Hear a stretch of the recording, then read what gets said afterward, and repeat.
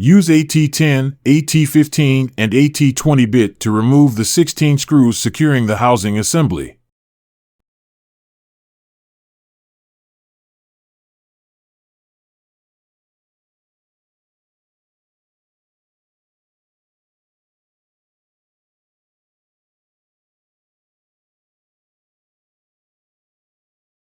Use a PH2 and AT20 bit to remove the 2 screws securing the tube assembly. Disconnect the motor and the tube assembly.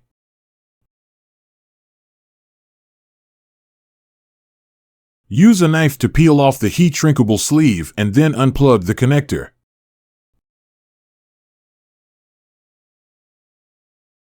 Replace it with a new motor and connect it to the tube assembly. Use a heat gun to shrink the sleeve.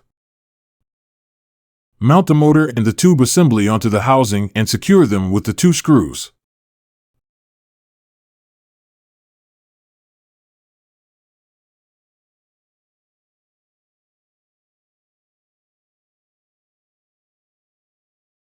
Install the trigger.